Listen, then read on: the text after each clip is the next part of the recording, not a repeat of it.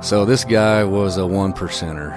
One percenter means that they've killed a rival, they've killed a police officer, they're an enforcer for their own motorcycle gang, which means if one of their own steps out of line, they check them, beat them up, whatever.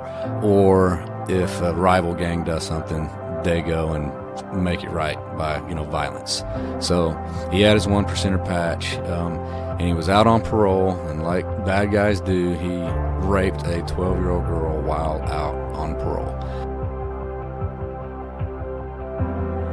When he came out of the back door, he had a big chrome-plated 357 up here like this, and I was at I was directly perpendicular to him, so I didn't see it until he brought it down and put it in his pocket. And I remember thinking, okay, that's his one freebie. My mindset was I'm not playing at all. He reacted to the shot. He brought the pistol right up in, like leveled off to have a gunfight, which then I reacted to that. And this is all my mind playing all this in slow motion. And so I just started letting him have it with the AR. He was on so much meth and cocaine. He was like a zombie, man. He just was taking it, and he just kept staggering around. I think that Matt and I would have been separate had we not both been in this profession together. I think there would have been a pretty big disconnect, because it is hard. Like I said earlier, you're a cop or you're not. You're listening to the ATO Bridging the Divide podcast, brought to you by the Assist the Officer Foundation. Since 1999, the ATO has given assistance to the first responder community, and now we want to give them a platform to hear their incredible stories. We also want to hear the stories of the many people that support us. Our community is small, but it is strong. We have differences. We don't always agree, and we all make mistakes. But together we can grow, we can heal, And we can learn from those mistakes. and together we can bridge the divide.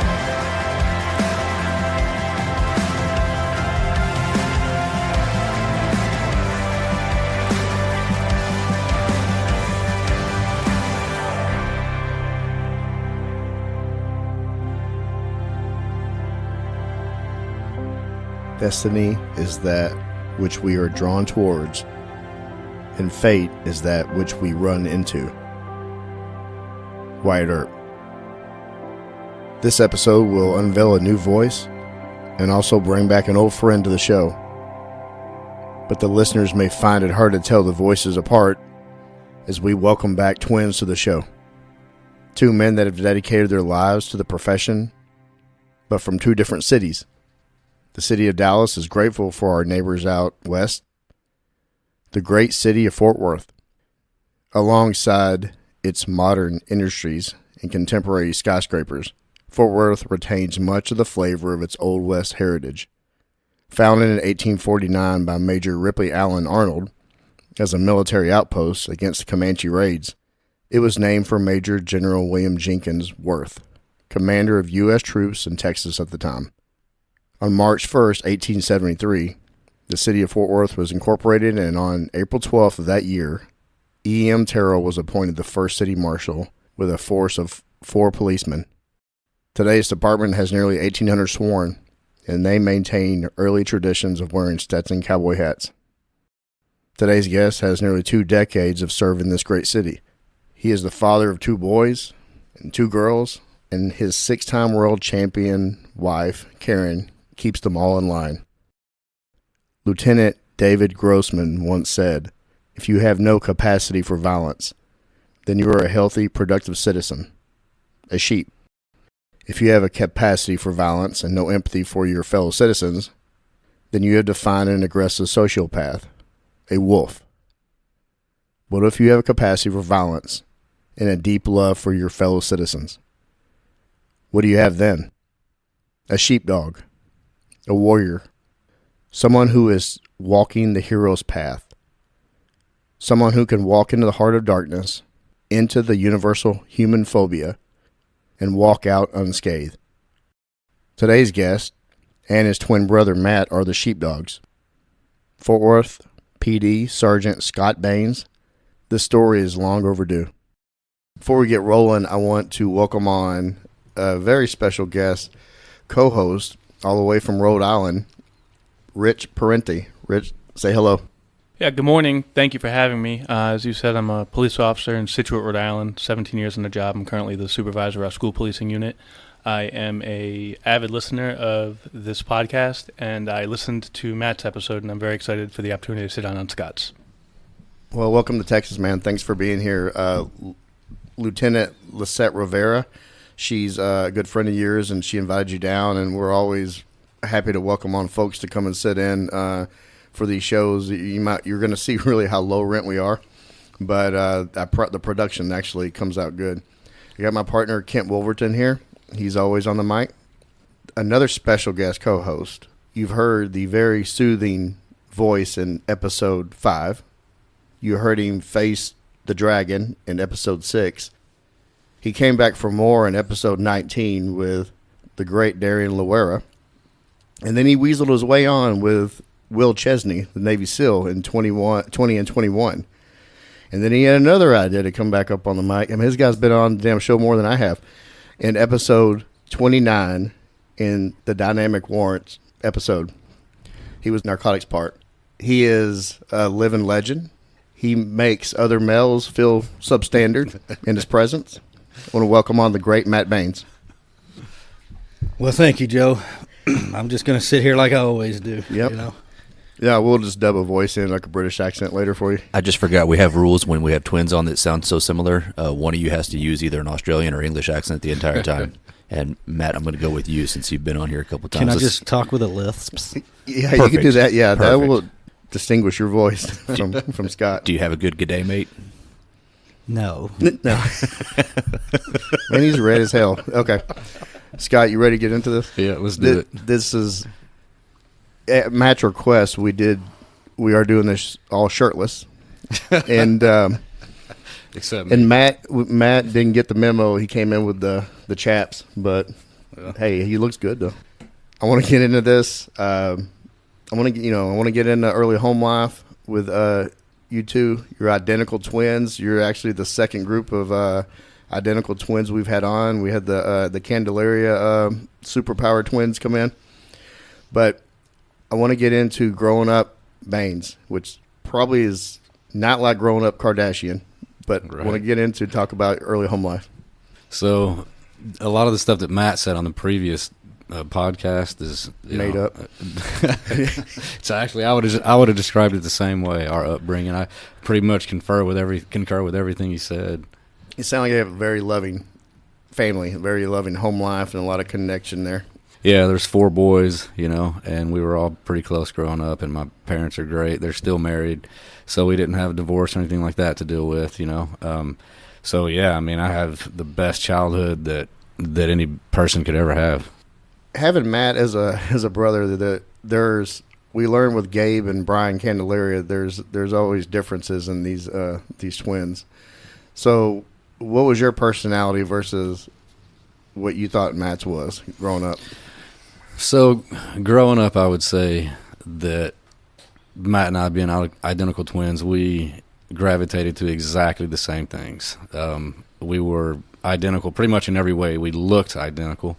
We still look very, very similar. Same hobbies. You're much more handsome. Oh, thank you. You are. You have bigger biceps, too, I noticed. He's showing off the pipes today. I'm going to be quiet. I'm going to be quiet.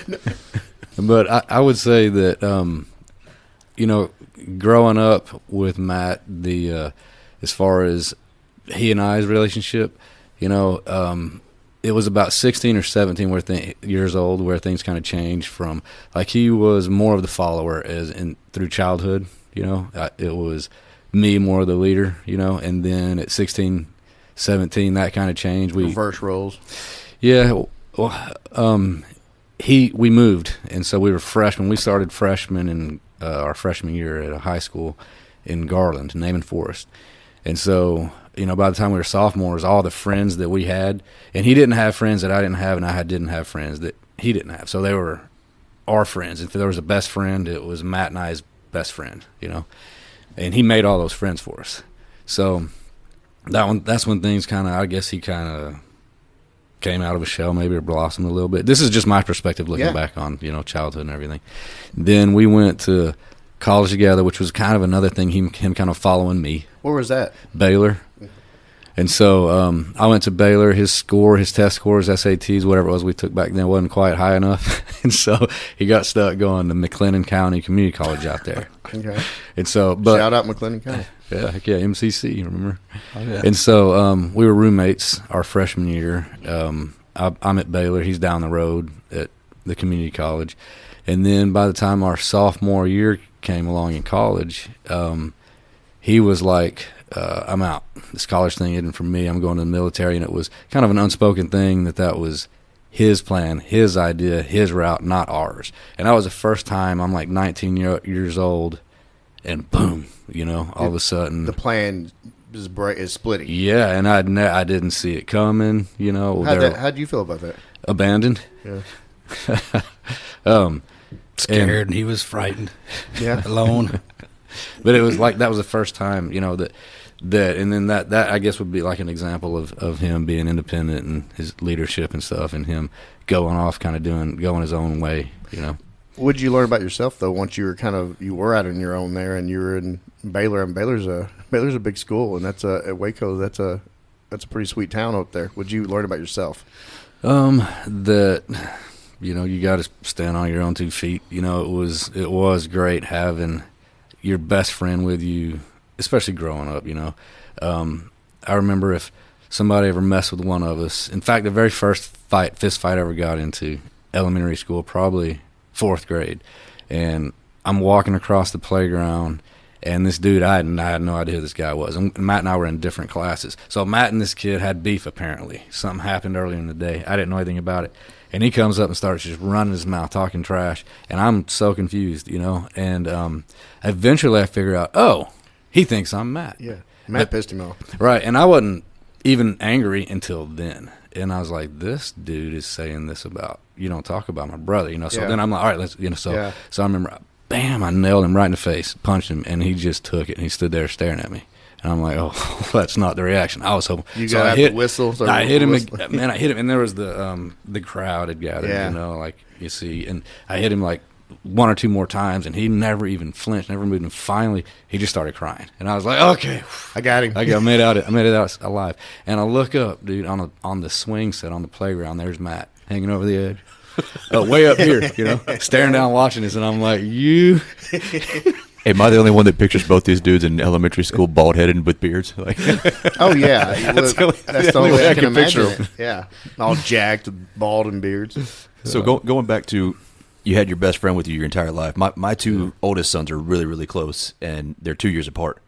So my oldest is about to graduate high school, and I'm really concerned about how my middle one's going to handle it, because they've always been, where there's one, there's the other. How did you handle that stuff? Like, what did you get into, or how did you cope with that? Man, I found another best friend. I mean, twins might have some codependency stuff going on, and so you as a father, you got to be looking out. You already are, you're aware that that's a possibility, so you got to be looking out for that, because I think that's a real thing. Matt being the one that left, pursuing his adventure, and especially the military, you go into boot camp. I mean, they own every part of you, especially during the boot camp. You don't have time for codependency issues or to miss family or whatever. Right. You're, trying to just survive, But the one that gets left behind, that, it was a new thing for me, Did y'all stay tight communicating though? Oh yeah, man. Okay. Yeah, dude, we're on this crazy wavelength. We would meet up. Probably communicating right now, just not even talking. Yeah, maybe. Yeah. We'd see each other after it had been months, and we would have bought the same, just back when CDs were music, bought the same exact albums. He'd buy a new felt cowboy hat, so would I. Y'all both had the straight out of the box, George Strait box set at the same time. Yeah. Right, yeah. And we shared that 1979 GMC. I mean, we had one vehicle between us. We were going to the same places anyway, so Looking back, it was, complete parallel lives, all the way up until whenever it was I decided to ship off to boot camp. So. Matt, when you were out there, because it's a void for Scott, but it's also a void for you, and it changed up from you, and you're kind of out on your own as well, and also you had, and military's type is like police, and you're going to gain all this new friends and military family. How was that for you? As you would imagine, just a complete culture shock. But as I guess depressing as it was, like he described, you kind of didn't have a choice. You could either curl up and cry or just push through it. And boot camp for me, I had a blast, because they tried to mentally break you, they physically pushed you, and it was not a challenge to me, any of that stuff, being away from the family, and then even after boot camp, being out in patrol out in the Caribbean, out in the middle of the ocean, just no one knows you're out there, no one cares you're out there, and you kind of feel pointless. That was the more difficult stuff. When I knew he was back at college, having the parties and all the social life and all the good times we were having down at Baylor, and I was totally missing out on that. But I also knew that it was time to grow up, and so just become a young man, which is what I did, and I didn't, I enjoyed it. Then you made your way back, and we know your story once you got back and where you went. When you got back from college, Scott, what did you do? So I got back from college about a year before he got out of the Coast Guard, and so I had launched a career in construction. And I tried to get into law enforcement, but I was so naive and immature. I thought, hey, I'm going to take my Baylor degree and come walk into whichever police department I so desire and tell them. Roll out the carpet. Yeah, and tell them what day I'll be starting and what my salary is going to be, and they'll be lucky to have me. Reality slap. Here what it is. What year was that? 98. Yeah. It wasn't like that back then. No. And now they're begging people to come, but it ain't like that back then. No. There was the line of applicants back then, So anyway, I had found myself, months and months out of graduation. This is back in 90. Remember, .com was brand new, and email, and you was why? What's email? Why would if I want to mail somebody? Right. And so, can you remember what the economy was like? They were putting Baylor grads on private corporate jets, flying us to Northeast, and offering them $65,000 entry level positions. And so, all my buddies from Baylor were employed, and I was still waiting for this 9-month hiring process, which was going nowhere for law enforcement. So anyway, I got into construction, and by the time Matt gets back, now he's out of the military, and again he kind of comes to me, and I get him a job with me on we were building the American Airlines arena. Really? When it was, there used to be, you've been here, so Hillwood? Yeah. So you remember that was the old cooling pond? Well, they had that. Yeah, they had. It wasn't much over there. It was real industrial when they had that Baby Doe's at that restaurant. It was that was really all that was over there. Yeah, and there was that little lake, that miniature lake that those sprinkler spigots came up out of, and there was an electrical switch, big electrical station. Yeah. There. Anyway, we demolished all that, scooped it all the way out to dirt. And Matt was a big part of that. Well, how did you get that? Because I would imagine that bid was probably pretty hard to get. How did y'all get that? So the contractor I was working for was a remediation. We did all the cleanup because that was also the original city of Dallas dump. So we were pulling out. Dallas burned down way back in I don't know what year it was, but half of the city burned down, and so it was hundreds of years old, 100-year-old burnt rubble. And Model A cars and all kind of stuff. Treasures. It was. But that's a whole other story. So I got Matt a job out there with me, and it took him about 6 months of corporate America to be like, yeah, okay, I see. And again, his leadership or his initiative, rather, he goes out and he's like, hell or high water, I'm going to be a cop. And at that time, did you lose the at that point lose appetite or interest in wanting to be a cop? You said you tried right off, but yeah, I hadn't lost interest. I would try a few times, but man. When you got a lucrative career that I had, you were going to make money being a cop. Yeah, right, and it just kind of held me, and I didn't make a real hard push. But when Matt got hired on at Dallas, I went, oh man, okay, I need to do this. Yeah. I need to do. So I went and put in for Dallas, and I didn't get hired by Dallas. What year was that? Matt, when did you get on here? 2001. Okay, so it would have been 01, 02. Yeah. Damn, what? Yeah, it was just and were you trying to get in the same, or he was already hired on, then you try to get? Yeah, he got his little offer letter, and I'm reading it, and I'm like, man, I've wanted to do this. We've wanted to do this since we can remember, and so I went and didn't make it through the process, and just stayed in construction. Okay, because you already had something going anyway that was making more money than. So, were you married at the time? Yes. Okay, and who? You want to say her name? Or? Yeah, Tiana, my first wife. Okay, yeah. okay. Yeah.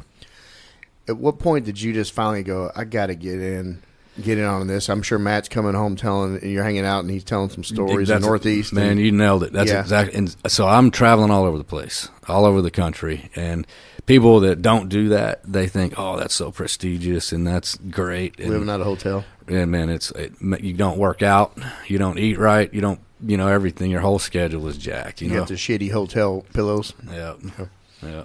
And so I'm making great money, but I'm sitting in these airplanes going to all these corporate things, and I'm looking at the guys that are 10 years down the road from me, 10 years my senior, and they're a walking heart attack, stressed out, making a lot of money. But, then I'm looking at Matt, and we're neighbors at this time, okay? We live right next door to each other in Saxe. And, he's getting in these car chases and chasing bad guys and just has stories to tell, and I'm like, I got to the point where, I closed another $3 million deal and I could care less, Just unhappy. Yeah. Man, I don't know. Unhappy. Not fulfilled. Yeah. Yeah. It wasn't you weren't, as a person, weren't fulfilled in what you had going. Right. Especially when you had your best friend, your identical twin. Doing it. Yeah. Yeah. Yeah. And the cop, police career gives you something. I don't know where else you find it.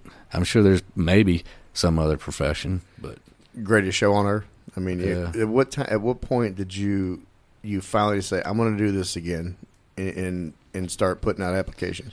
So 7 years, I was in construction 7 years, and then I was 30 years old. I'm 50. So it's 20 years ago. I was 30 years old in the academy. And they were moving you up to like management positions, and it was like time to put up or shut up. Yeah, I had a fork in the road, man. My three options were, they told me, the company I was working for said, go start a branch, go open a branch in Minneapolis, Minnesota, or Arizona. Option two was, and I was real close on this, start my own business. And I still wonder if I should have done that. Us together, and I'm still mad at him for that because we would have done good. And then 2008 hit, so I don't know if we would have been mature enough to survive that, or if we'd have been out there just spending money like fools and crashed like a lot of people. But I had it lined out. I mean, I had contractors telling me, writing me letters of guarantee. I had $2 million of business that was promised to me on my first year. So I mean, I could have, broke even, paid for all the whole company, on the first year. But anyway, and option three was go be a cop.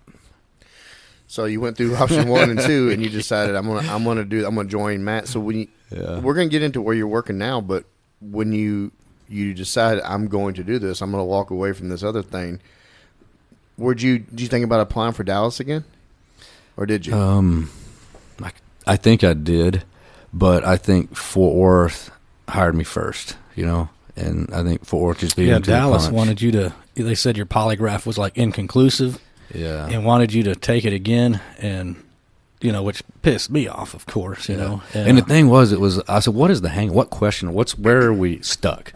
And they said, cocaine. And I had never even seen cocaine until I was a patrol officer. I remember that's to somebody who doesn't grow up with that. that was a very, very profound thing for me. I remember being a rookie patrol officer in Northside. I remember the street I was on and going, wow, this is cocaine. This is what kept me out of Dallas. Yeah. No, that does suck because those polygraphs, because they're very, you can get 10 different polygraphers taking a test and you'll probably 9 different readouts. I'd like to see you in a Dallas uniform, but. Oh, I think it was maybe a God thing. I don't know. Matt and I together in Dallas, first of all, could we have maintained professionalism? No way. It'd have been a wild ride to watch it. Oh, we'd have been jacking with people so bad, man.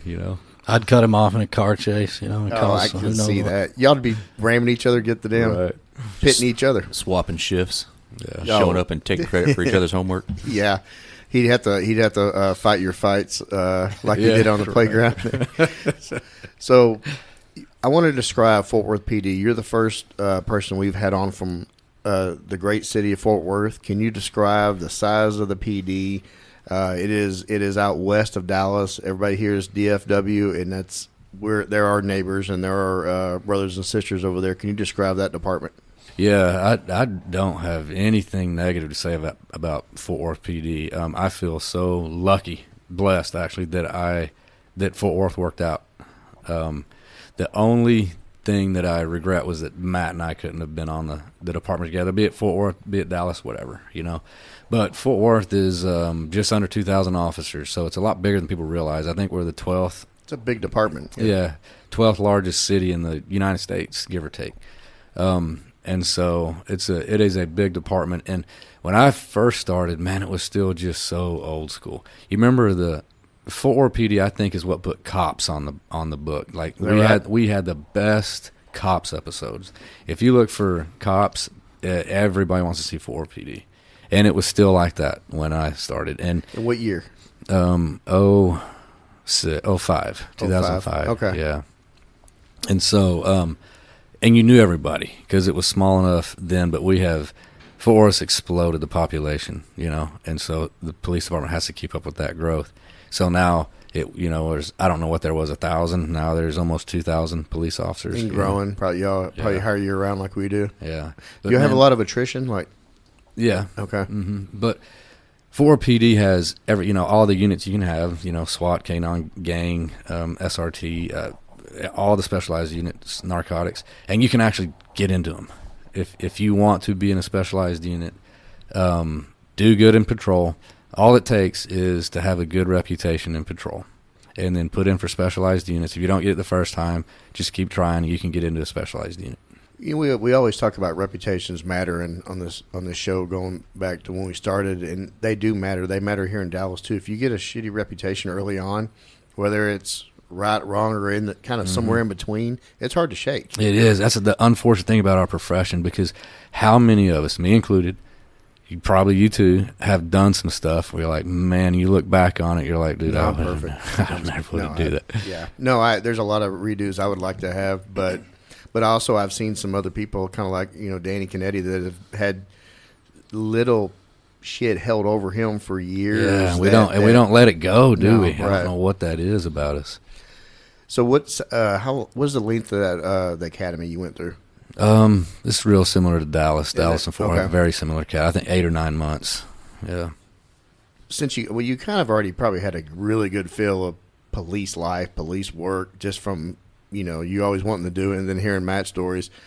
What surprised you most about the academy, and then when you got out in the street? Well, for one, we always hear people in the academy, and it's a sterile environment, and you're there, and it's training. But once you get out on the streets, of how faster the pace is. Yeah. So there's people that listen to this. Some of them can probably relate that some people, I guess, a personality trait, have a very, very strong sense of a call to duty.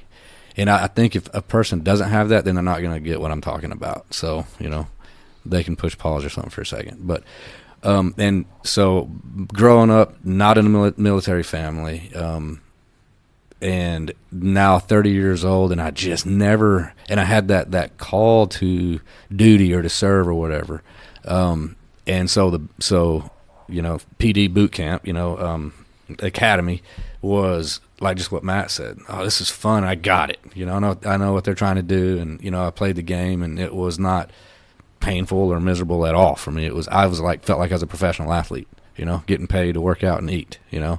Well, you're a lot more mature probably than you're 30. You already Yeah. You weren't as young as were you one of the older ones in the academy? Yeah, I was. Okay. Yeah. And so, I thrived in the academy. It was fine, and enjoyed it. And I was getting that military or that call to duty itch scratched, And then, Joe, what was your other question? No, just what struck you about the pace from the academy to the streets? Yeah, for sure. So in Fort Worth, as I'm sure same as Dallas, when you come out of the academy, you are a fine-tuned machine. You're looking around. You can't pass a gas station without looking in there. Is it getting robbed? Does anybody need my help? And so that's the way I was, man. I was high-speed rookie for sure. And one of the most surprising things about police work was 80% of it is crime on crime. I never thought about the spectrum of victim. Like you can be an actual pure victim like a child, but you could be a contributor to the or you could be so complicit in your own BS situation that and unfortunately the reality of policing is it is mostly that. It's what'd you think was going to happen? Don't put on boxing gloves, get in the boxing ring, get punched in the face, and say you got assaulted. It doesn't work that way. Yeah, or don't drive over here to South Dallas from Garland or Mesquite to pick up a prostitute, and when you get robbed or don't act just shocked that Pretend it happened. Like you're an innocent victim. Yeah. So what you said you're high speed. What kind of work did you gravitate to? Man, if it wasn't a felony, I wasn't interested, And Fort Worth, like Dallas, you can choose. In big departments like this, what kind of cop are you going to be? Are you going to go and babysit the stop sign and work in Fort Worth to be north of the loop, where you're going to have vehicle accidents, suicides from people working, living outside their means, or go into the hood. And I really gravitated. My best friend in college was a Hispanic guy, and I was going down to Eagle Pass all the time, right on the border. And so I just fell in love with the Mexican culture and everything, So, and the Fort Worth Stockyards is surrounded by a north side, which is a Hispanic community. So I was like, dude, Fort Worth poster child cop is like a Stockyards cop, Cowboy hat. Yeah, handlebar mustache and all that. Again, it's 20 years ago. And so I'm like, I know exactly where I want to work. I want to work north side right up against the Stockyards. And I did. I scored high enough in the academy. I got to pick. And so. Oh, that's how they do it. You score high, you get to pick where you go. Yeah. Brats, a little spoiled. Yeah, clearly. Yeah. The top five. We have no incentive to perform here. No, Dallas, you put your top three in, you'll get your bottom three. I'm just kidding. Yeah. And so as a rookie cop, man, it was dope. Gangs, the people that victimize society, that's who I went after. The quality of life. Yeah. The people that ruin the quality of life for others. Yeah. So what kind of gangs did they have out there?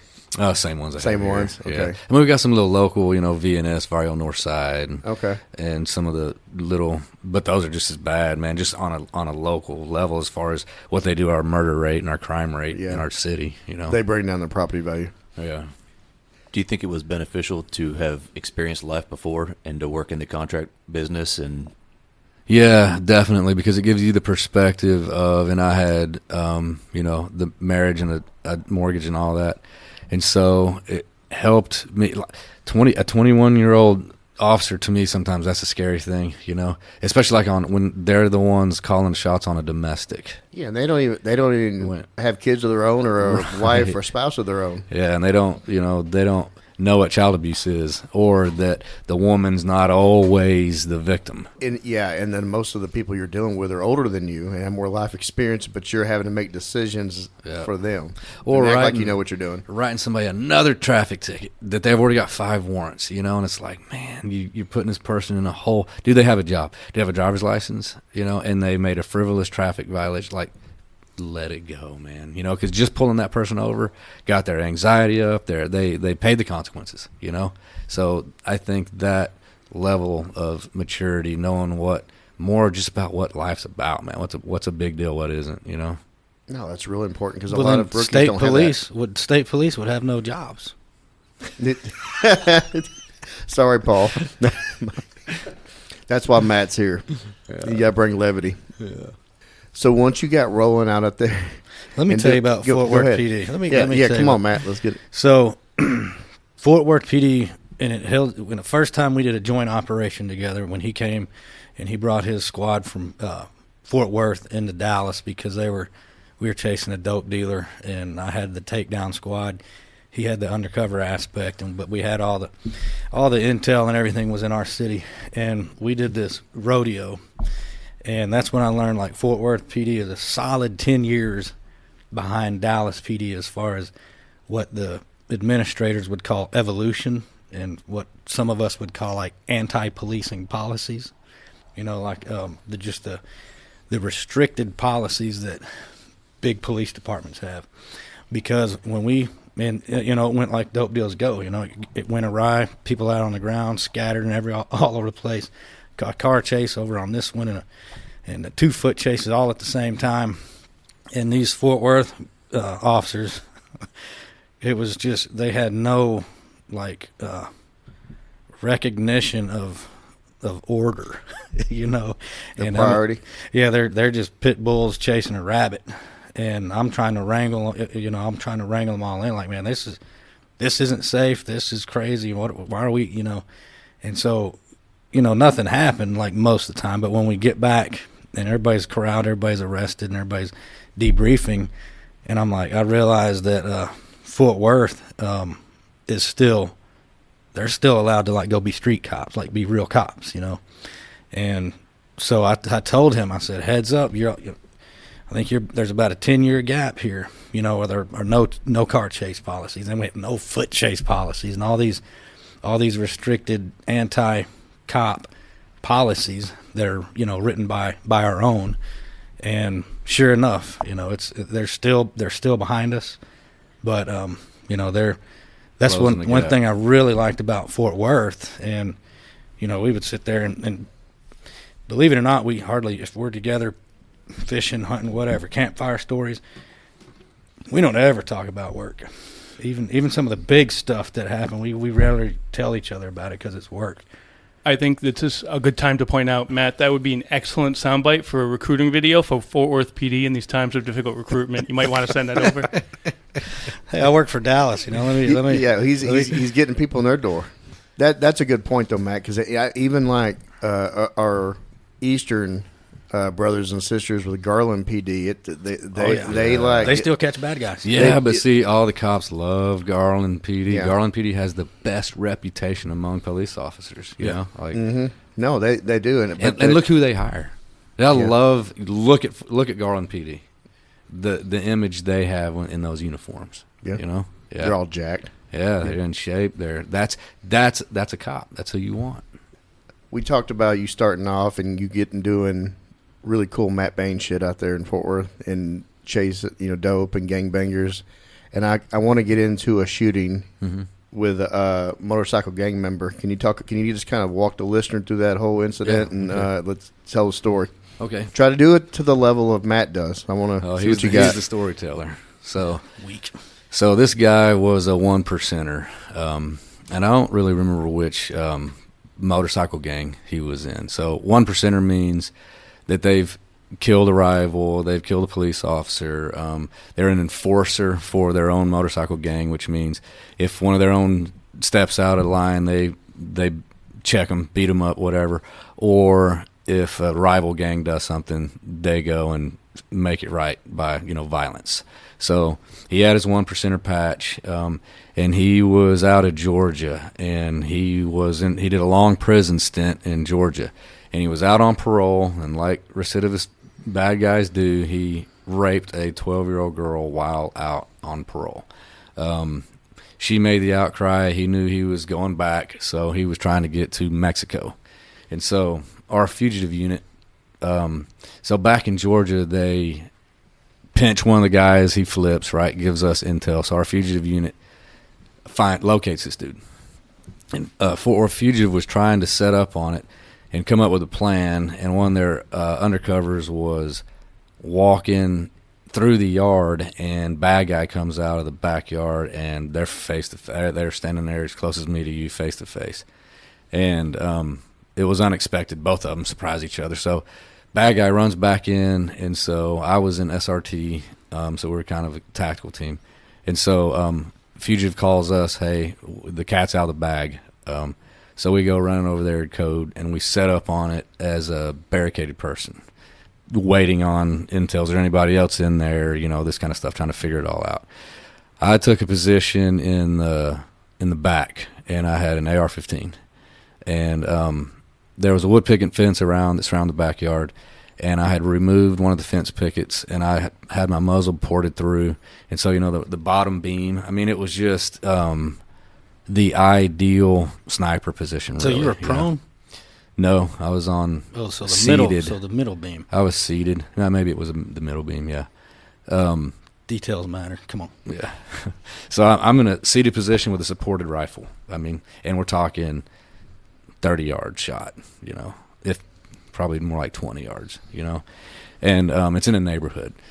And so we're able to make contact with a guy, and he starts talking about he's got cocaine and meth, and he's going to take all the dope he has and then come out, and he's going to go out in a blaze of glory. And so all this is getting piped to us on the radio, and we're just waiting, and he does exactly what he said he was going to do. He which we hear that, how often we hear that, he's going to shoot it out, he's going to run, he's going to all this stuff. Hear that all the time. Yeah, but it is a lottery, man. That if you do these operations enough, that one of them's going to do what they say they're going to do. And this guy was 60, and that was the years old. And so that's what told me he's going to do it. Because those old salty dudes, man, And so so he comes out the back door, which is my area of responsibility. I remember he was wearing camouflage BDUs and a red T-shirt with the sleeves cut off, and he was huge. And when he came out of the back door, he had a big chrome-plated 357 up here like this, and I was at I was directly perpendicular to him, so I didn't see it until he brought it down and put it in his pocket. And I remember thinking, okay, that's his one freebie. Considering the totality of the circumstances, what he has, his criminal history, we knew that. What he had just done to this 12-year-old girl, we knew that he's trying to get to Mexico, and he said all the things he said, right? And so my mindset was I'm not playing at all. And I remember being almost disappointed that I didn't see the gun. Then he sees one of the other officers who was exposed. And so, perimeter, you got perimeter and then you got containment. Containment means if that person is in a house, can they get out of that house through a window, through the freaking chimney, through any way to escape and get out of police containment, out of your control. So that means you have to put, perimeter's different, right? But containment, you got to have it tight. And so unfortunately sometimes if you don't have armor or something that you can position somewhere, you got to sometimes be exposed, or somewhat exposed, which this officer was. And so bad guy sees him, they start dialogue, and I'm thinking to myself, he has no idea I'm here, and I got him covered, So that's one way of dealing with that issue is deadly cover, which is what I had, And he's going back and forth with Joe, my buddy, and actually Joe's one of my officers now on my team. Here we are, years later, and he pulls that pistol, and that was my, signal. And I remember that first round, I just touched it off, and it's like I'm looking at a picture in my mind. I can see that red T-shirt right here in his chest, just, that bullet hit, and he reacted to the shot. He brought the pistol right up in, like leveled off to have a gunfight, which then I reacted to that. And this is all my mind playing and all this in slow motion, And so I just started letting him have it with the AR. And He was on so much meth and cocaine. He was like a zombie, man. He just was taking it, and he just kept staggering around.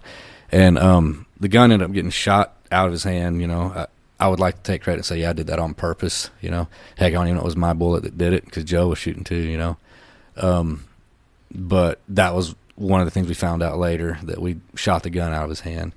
And then he finally hits the ground. You know, and then that was it.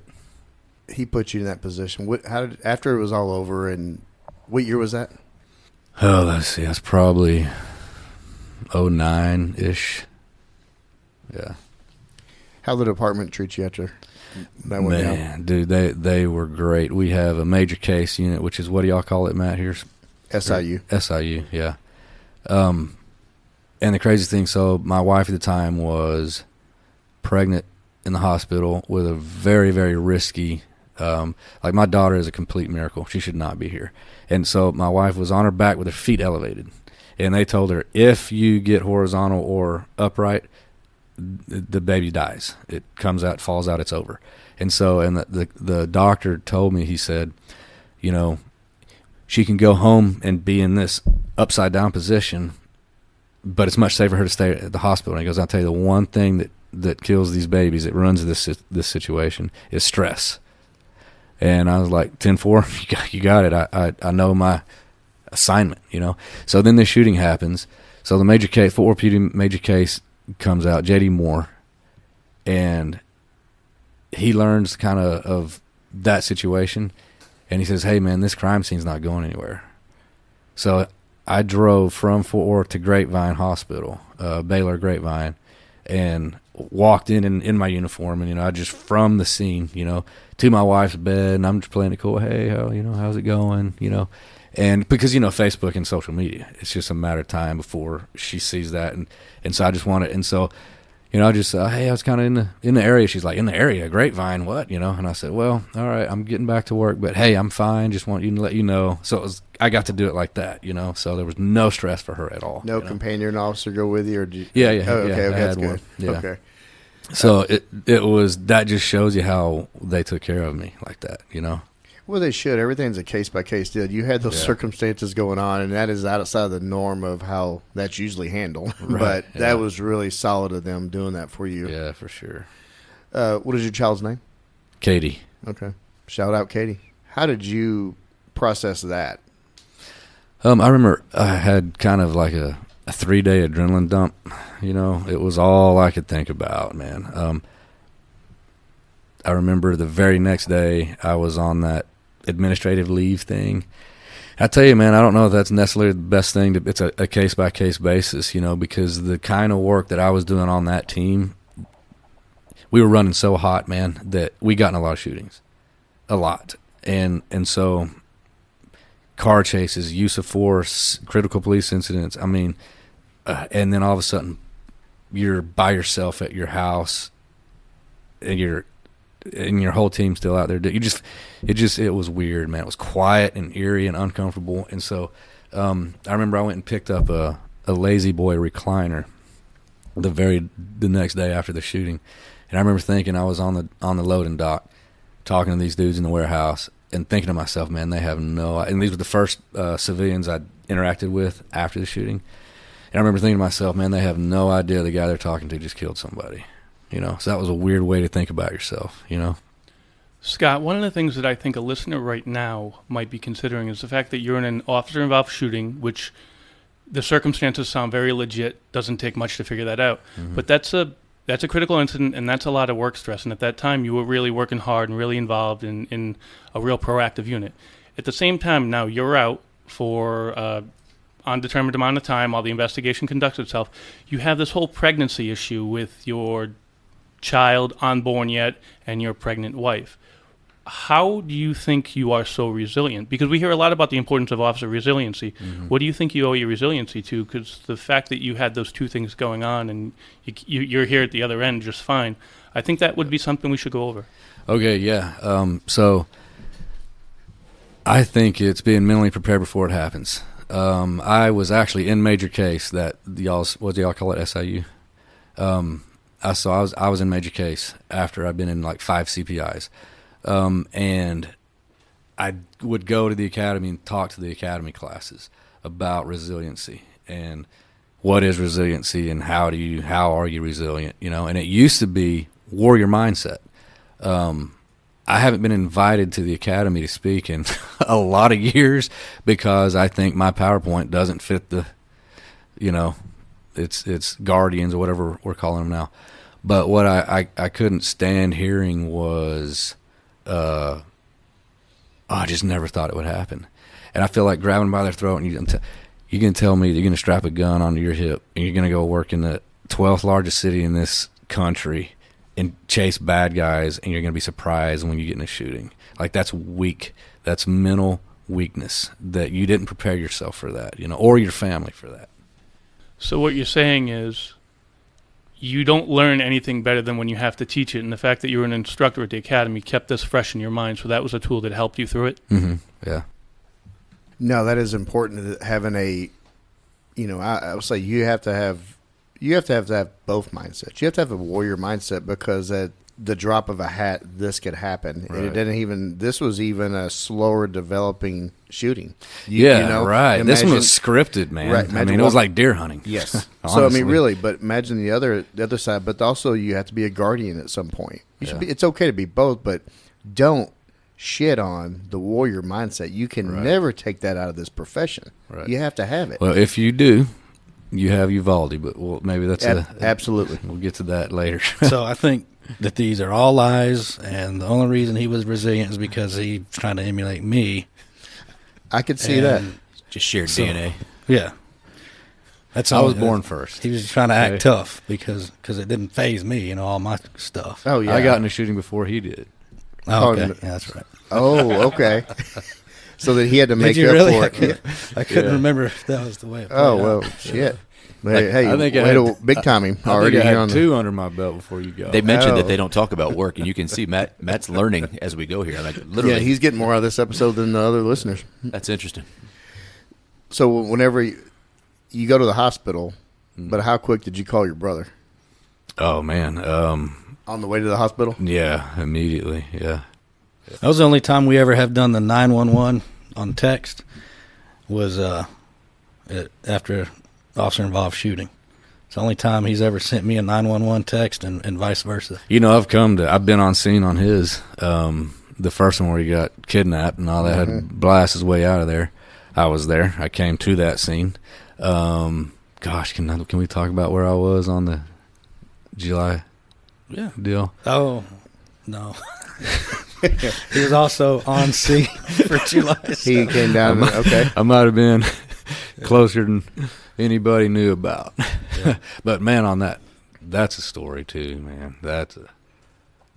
the 7-7. Yeah, my perspective your on perspectives on it. Yeah, okay. on his shooting. Yeah, you want to do that now or we'll get into that in a minute. Yeah, we'll touch back on it. I want to get into. We just went through this. I want to get into the other shooting. Okay. And when you unmarked Tahoe. Okay. So, me and my crew, the SRT boys, we were a bounty hunter had called us and told us that he knew where a guy was wanted for attempted murder, something like this. I don't know. And so we get in an unmarked Tahoe, 4 of us, and we go to this little Latino bar in the stockyards, and we're doing the covert contact thing, the jump out thing, which is one of the most effective police tactics there is, but it's frowned upon these days. And we jump out on this dude, take him down, take him in custody, and we get a marked unit to come scoop him up, take him to jail. We are in our little Tahoe in the stockyards, going back to the sector to go what's next in our day, when a priority 1 shooting goes out a mile from us. It's a shooting at a party in Northside.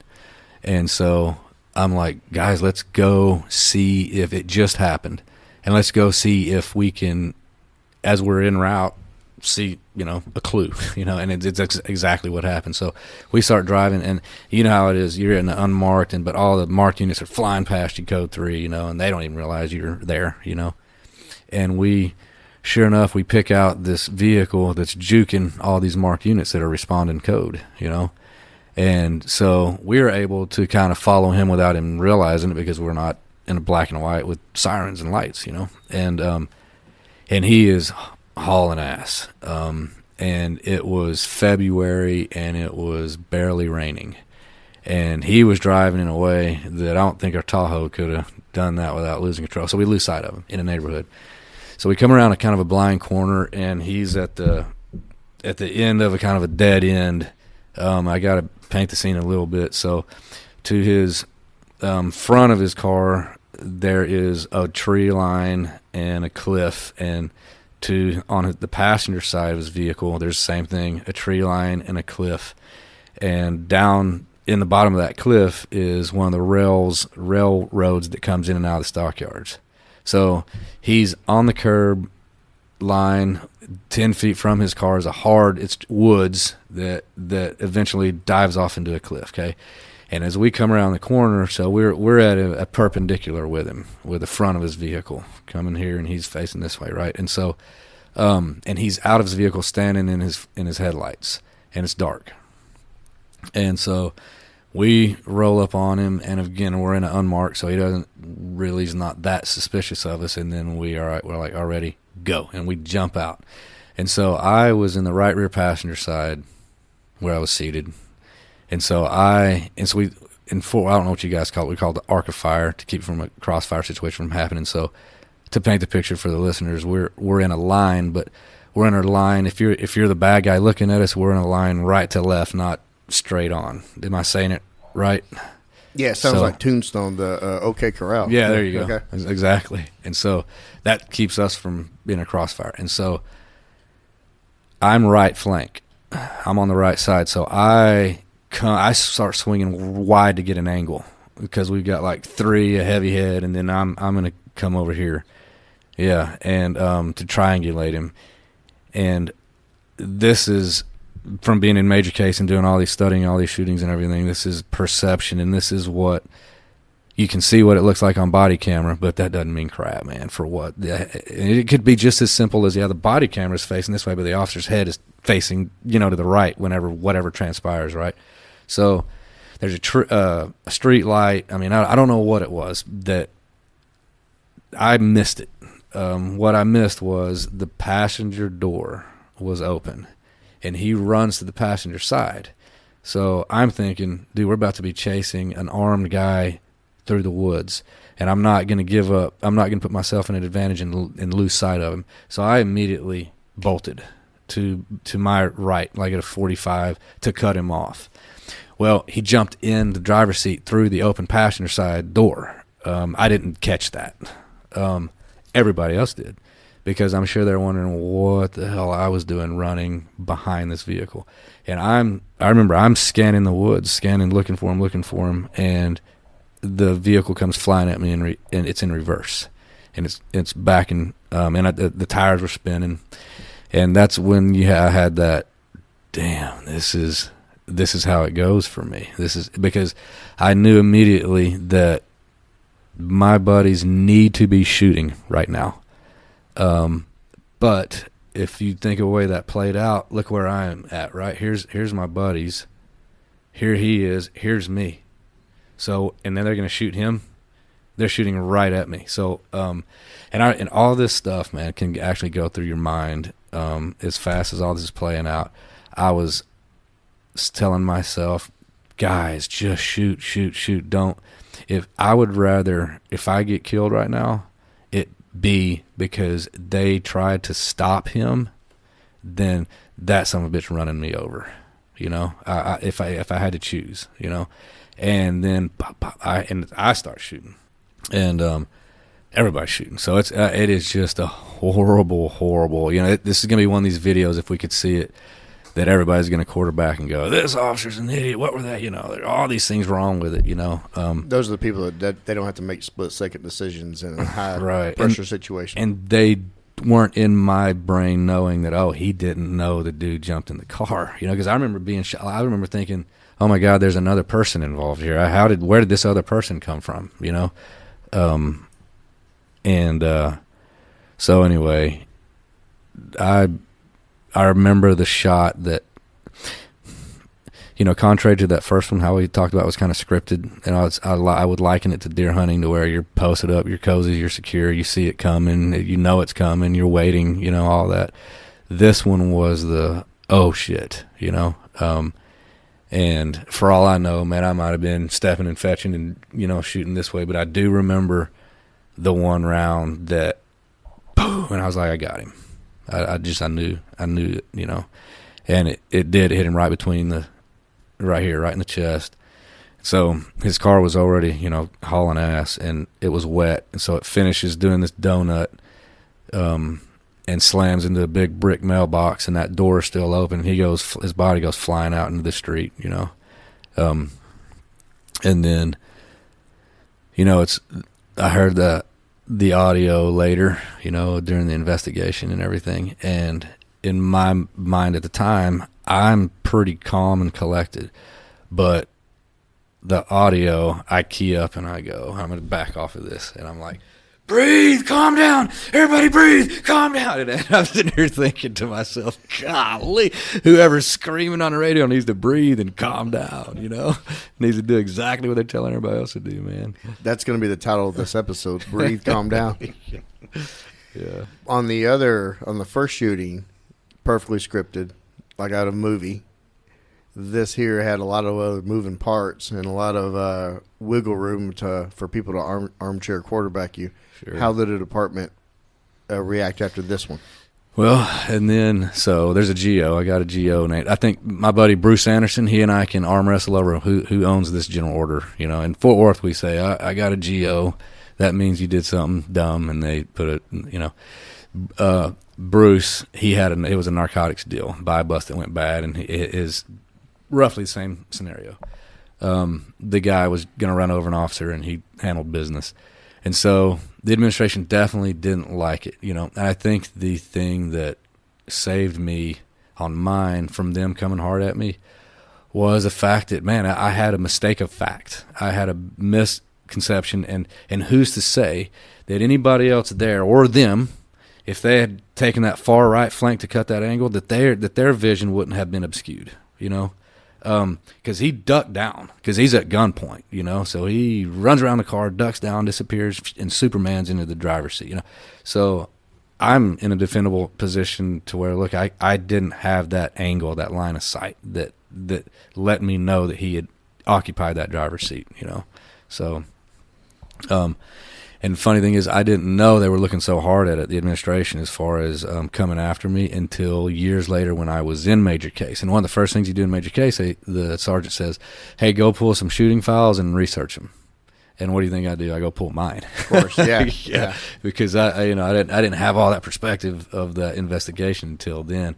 And I remember I went up to Sergeant John Phillips. I said, hey, Big John, was I under the microscope? He goes, oh, yeah, bud, you have no idea. I said, dang. Wow.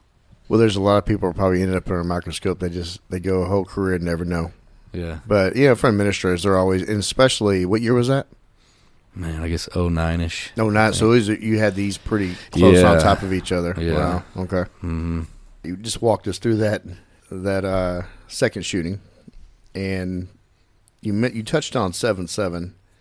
I want you to kind of tell the listener about, we've heard Matt's perspective and what he did on that day here in Dallas, and then we've had some other people touch on it from their involvement, but I want to hear what your story is on that from your point of view. Okay, so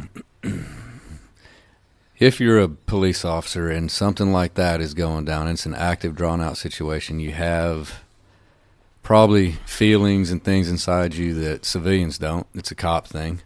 But then you add the fact that it's your identical twin brother that's involved,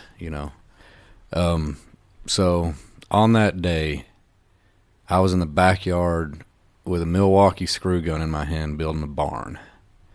And I holstered that screw gun on my work belt, and I pulled out my phone, and I pulled up Matt's contact. And I sat there staring at my phone like, why do I have, what's this, and I just remember thinking, why am I doing that? Put my phone back up, kept working on the barn. And then it was weird. It happened 3 times. And on the 3rd time, that's when I realized that I've done this a few times. I have this desire to call Matt. And then as I'm sitting there with the phone still in my hand, you know, my wife comes out of the back out there and says, hey, you need to come inside. Something bad's going on in Dallas. And I dropped all my crap, and I come into the living room, and there it is, you know, the live media coverage, and I watched the DART officer go down. I don't know if I necessarily watched it live or if it was a refeed. And I was in major case as a detective at the time. And so I had this maroon-colored Chevy Impala, and I'm in jeans. I'm sweating. It was July, you know, and it was the evening, so you can imagine it's 90, 100 degrees outside. And so I go, and the first shirt I find that's PD is a coyote tan, zero tolerance 4PD ZT shirt, and I throw that shirt on, grab my badge and gun. I'm hauling ass east. Now I had no misconceptions that I'm going to come swinging in on Tarzan Vine and solve the problem. You know, that's not what my plan was. But I can't sit there in my living room in Keller when he's dug in. And he had an opportunity to slip me out a text, some stuff I'm probably not supposed to say, but so I knew he was in it, like as deep as anybody was. And so by the time I make it down to downtown, man, it was the eeriest thing. Y'all remember, it was a ghost town. And it was starting to get dark by the time I got there, and there was no people anywhere. The city had been vacated, and of course I just hit my little red and blues and hold the badge out the window, and all the Dallas perimeter security and all that. I just, you know, like I went like I knew I was supposed to be there, you know. And I know there's probably so many people said, "Who is that guy?" You know, but feds were starting to kind of show up and stuff like that. And Matt, just hijack this at any time if I start. So I was wondering if on the Tarzan Vine though, if like you were going to wear that coyote tan shirt, or was this going to be like a whole shirtless thing? Loincloth, swinging in the downtown Dallas. Well, I wanted to give Dallas an opportunity to solve the problem, you know, instead of me just coming in single-handedly and just bagging it up, you know. Walking over and slapping the guy. Right. Yeah. Behave. Knock it off. So I end up, he and I are able to sometimes kind of communicate through text. I keep looking at you to, you know, give me a...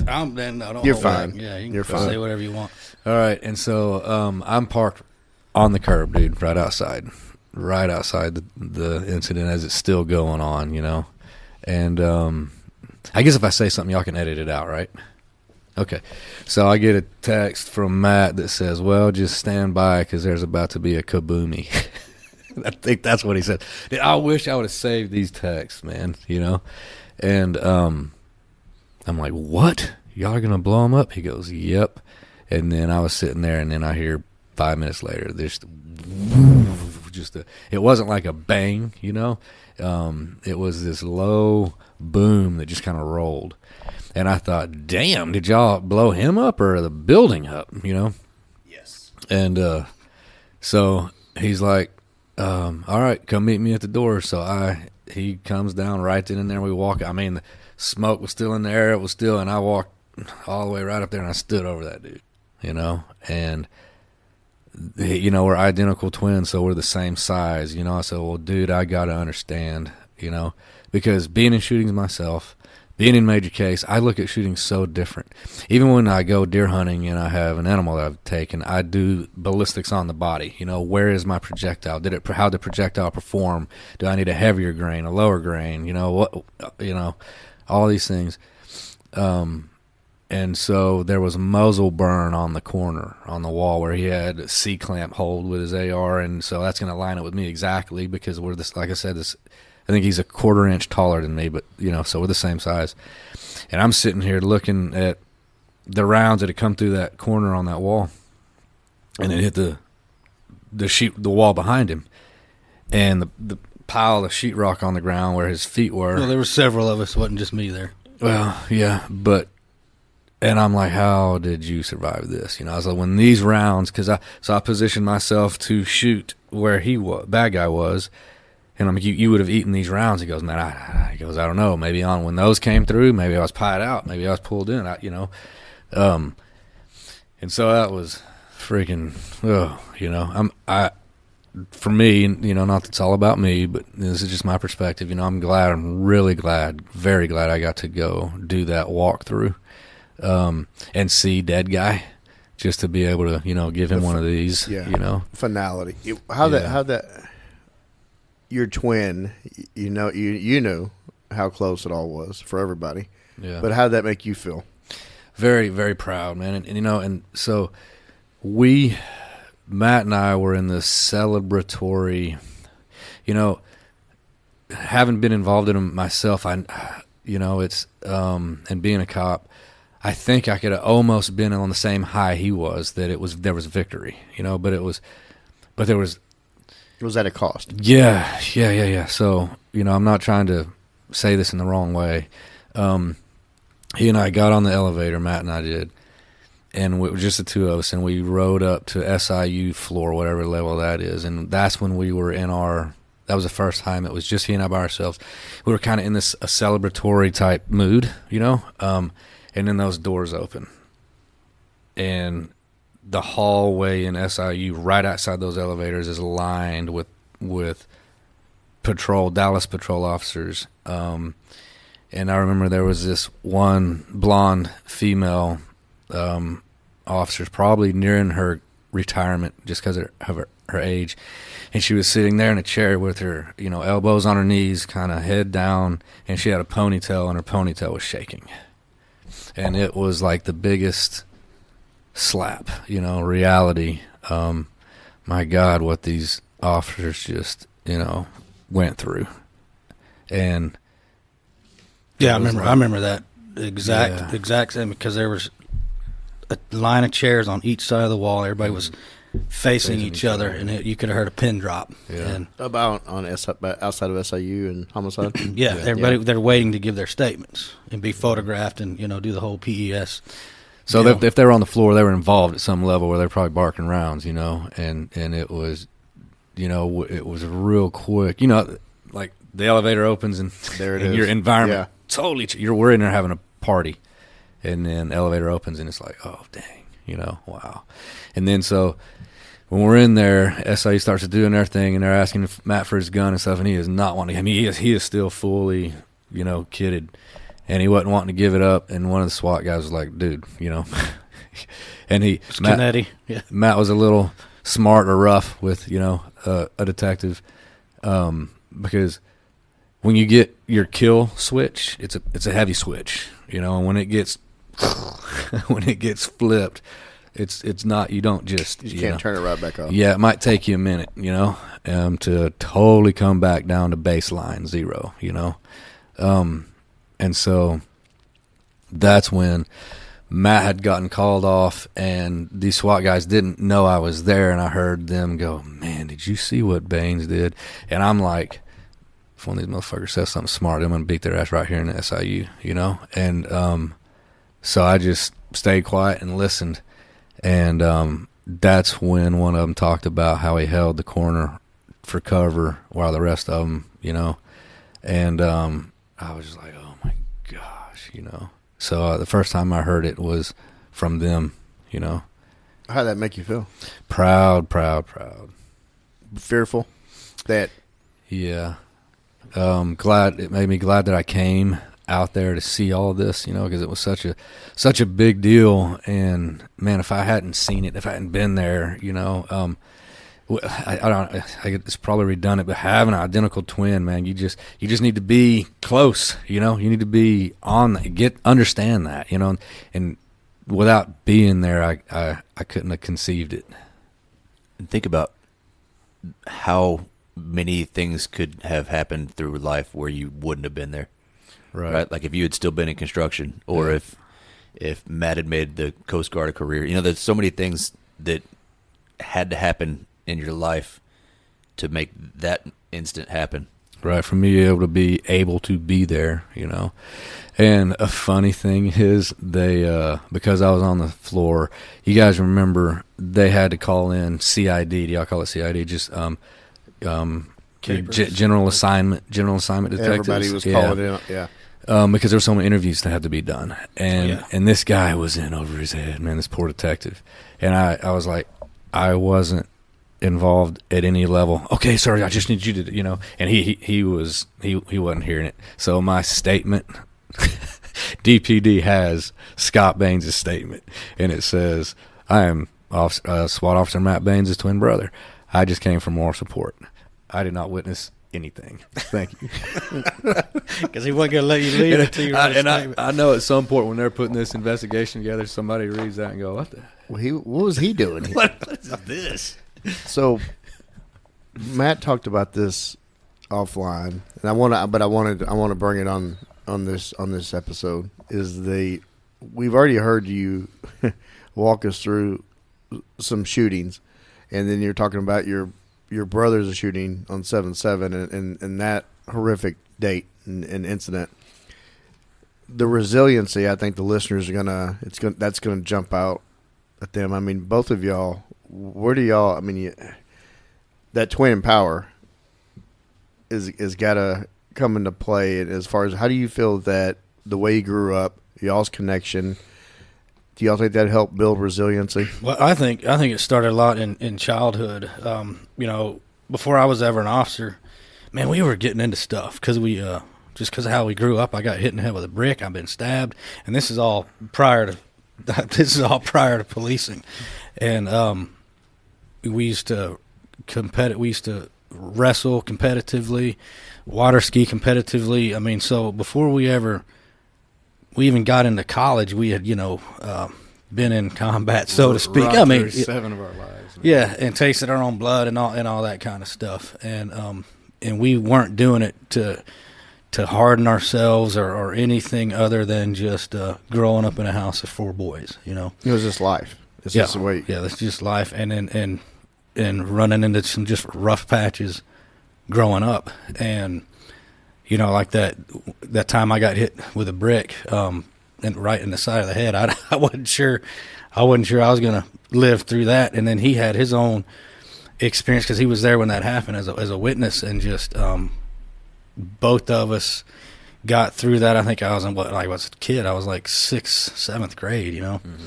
And then, but the good times, like we lived in Oklahoma for a little while on this lake, and we had a lake crew that we would compete in water skiing, kneeboarding, all our water sports, and we had a whole lot of fun. And we had this old metal swing set in the backyard off to the side of the house, and we had one of those 3-man slingshots. It's called a winger.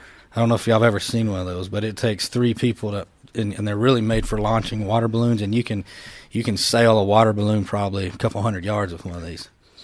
And so whenever our buddies were out there practicing for a ski tournament or kneeboarding or whatever, we would run out and catch a bunch of bluegill, a bunch of perch off the back dock, and we would launch these fish at them while they're out there making their water ski runs. And I don't know if they ever figured. I thought they just probably thought that the fish were just jumping up out of the water. But the flying fish that showed up in Oklahoma. And we're trying to tag these dudes from way over on the side of the house at like 200 yards. And so just, it wasn't, and then you get involved in this real grown-up stuff and these police-involved shootings, and we never showed like a lot of weakness about ourselves to each other, and that wasn't a concentrated, like a decision that we made. I can't be weak. It just was always there.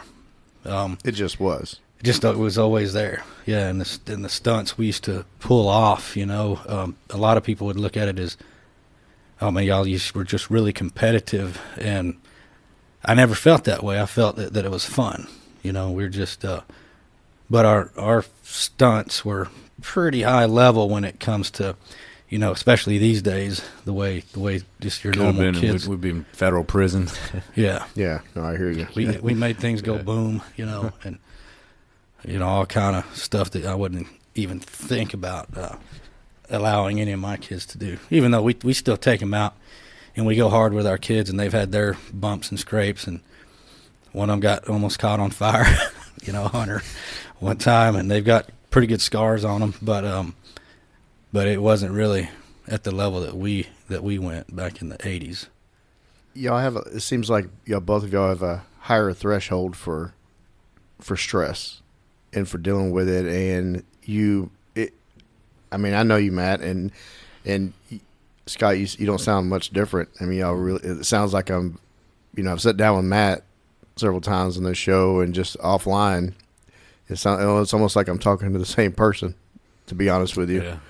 And it's really unique, the identical twin, and just have the connection, and just it literally. I've never been around, even sitting with Brian and Gabe Candelaria. They're a lot different. Mm-hmm.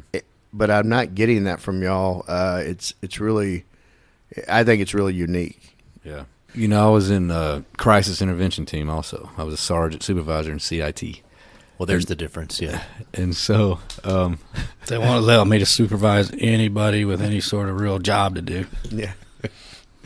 And one of the things I learned about officer resiliency and mental health and that kind of stuff, it was scary to me because there would be an officer that, as far as anybody knows, is totally normal, and all of a sudden in a very, very short amount of time, everything goes wrong, bad with them. So it made me be less naive, because people have asked me this a lot, man, between you and your brother, my gosh, y'all been through so much, and how do you deal with it? Are there any issues? So far, my brain just locks it away. There's stories that are unbelievable that I've experienced, I've lived through, and I've actually totally forgotten about them. I mean, I've had shell casings bouncing off my front window. That's how close, the gunfire is. And I'm like, oh, yeah, I forgot about that. Like a normal person, that would be the most memorable thing in their life, Yeah. And so my brain, I don't know why my brain does it, but it just locks it up. I had a little, she was 5 years old, and she died in my arms. And she had sustained a lot of trauma, physical trauma. And I can't remember. I mean, to me, in my mind, she was a pristine, perfect little angel. Lupita was her name. And I hope that those memories stay out of my brain forever, if one day the Pandora's box does open, you might be calling me in this unit. Yeah. I mean, no, that is something that every man and woman wearing the badge that deals with this type of trauma, or any trauma, just the day-to-day rigmarole of ups and downs of the being hypervigilant for a full shift, going home, going down, coming back up the next day, and so on. We have to compartmentalize and detach to a level. But you guys, it sounds like you're lucky. But I got to say, though, it's the first time I've met you face-to-face, that we were on a break. I was talking about your brother's incident on 7/7, and from Kennetti's perspective of what he saw in that stairwell, I saw you had a look, and it was more concerned with. I could tell you generally, it brought you back to that place, and I said not fearful that incident. He could handle up, but you came that close to losing him. Right. Yeah. Yeah. Yeah, and man, I don't know where I would go if that happened. I think there'd be a missing person report. Yeah. Yeah. I want to get into Forest Hill, this incident, this hostage rescue on Forest Hill. Yeah, man. Okay, so, boy, this little girl. So, her and her mother were walking on the sidewalk. And this was all over the news. This was the one that made... Pretty high the ring doorbell captured just your worst nightmare. Mom and a little girl walking down the street in the middle of a neighborhood, and some car pulls up. Dude jumps out and rips the little girl away from the mom. Yeah, the mom fought for all she was able to, but this dude was big. It's every parent's nightmare. Yeah, have that. Yeah, this guy was big and strong. So he pretty much just handled mom, flicked her off, grabbed the little girl, and took off. And so it was all hands on deck, man. Fort Worth PD put it all into it. We had troopers, and so I ended up being, because I've had this, you know, you have weird knacks for things. Like I was decent in crisis intervention, and I thought, there's no way that's not my thing, you know. And then also CACU, Crimes Against Children Unit, man, I had a knack for getting confessions from pedophiles. Who knew? You know, and everybody said, "Man, you don't go to CACU. You'll choke these guys over the table." But you don't know it until you try it, what you're good or not good at. So I had this knack of rescuing endangered children. It just had happened by happenstance that at the operator level, the supervisor level, the command post level, whatever, that I had been able to I'm saying that that sounds very arrogant, but these things had worked out for me, right? So when this little girl gets kidnapped, I was a sergeant over SRT, and SRT, man, it was a utility team. We would do tactical stuff, narcotic stuff. We were the enforcement arm for everybody.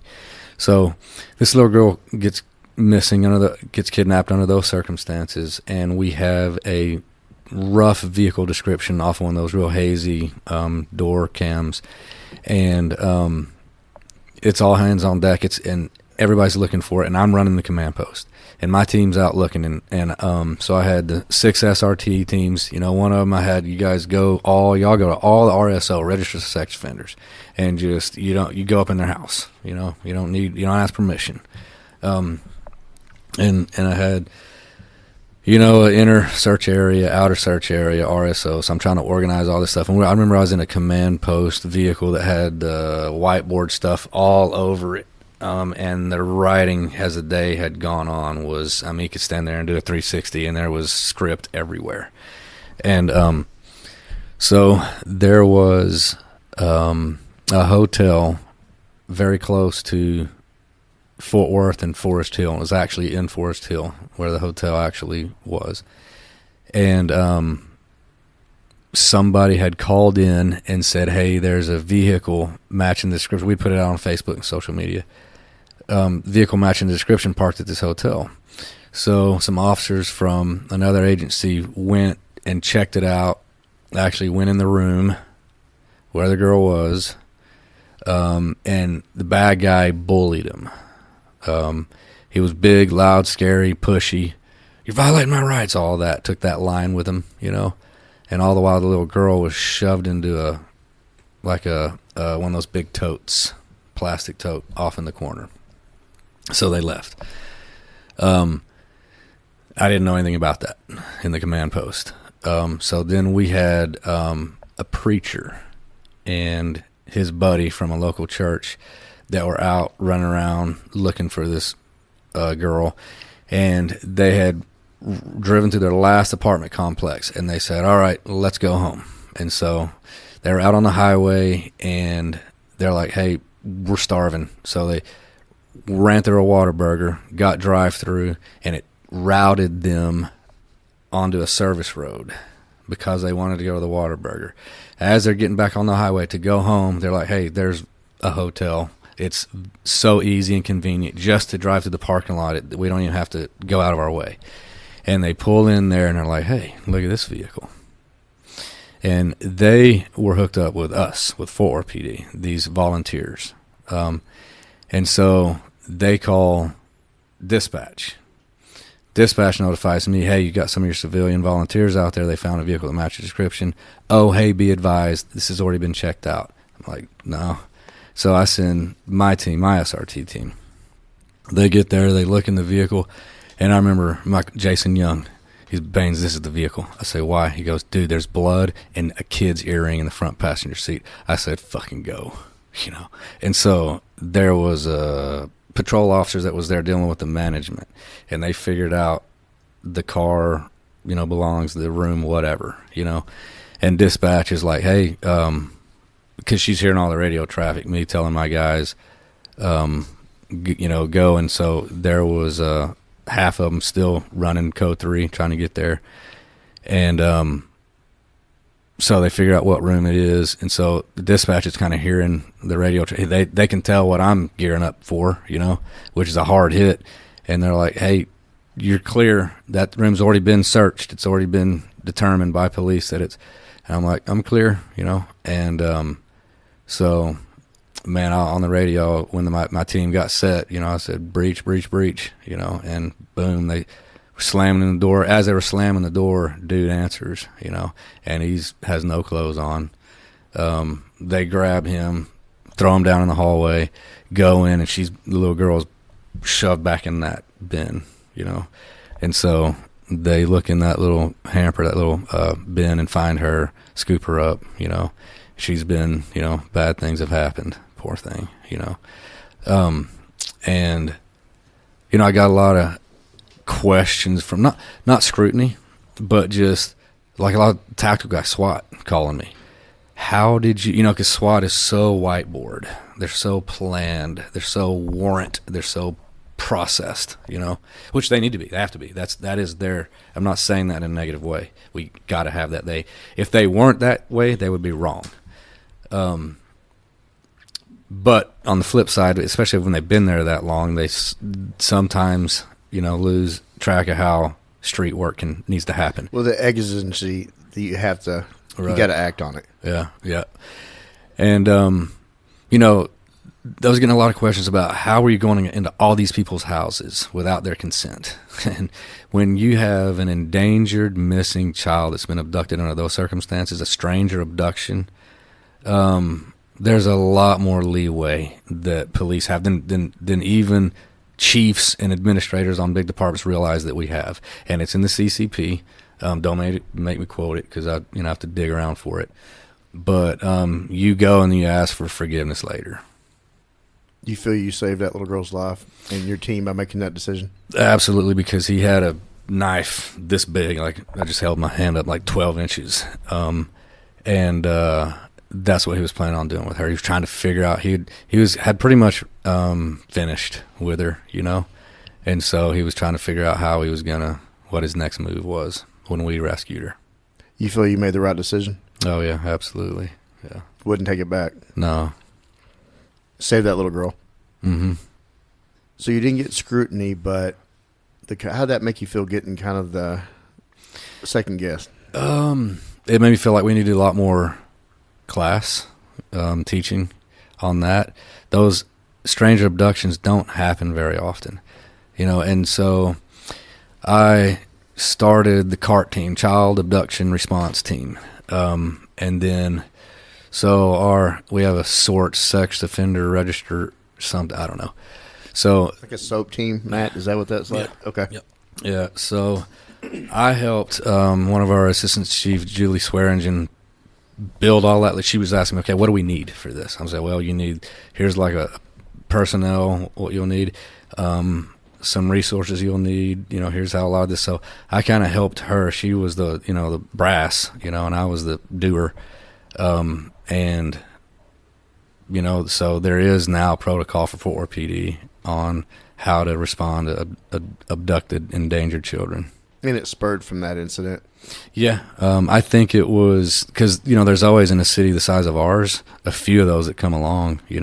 So I think it was one of those that the momentum, it just needed one more thing to happen. So it's a rarity to have a true stranger on stranger child abduction. A lot of the it's caught on camera, especially. Yeah, absolutely. Yeah, it's caught on camera. But a lot of the Amber Alerts you see come up, or a lot of the missing persons, or a lot of family issues that come up. It's a custody issue, but there's some twist to it that makes it Amber Alertable. You know? Right. Yeah, falls in that category. Right.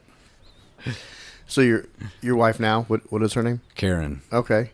I read something in your bio that really just jumped out at me, and I got to meet Karen. So she's a 6-time world champion at Brazilian Jiu Jitsu.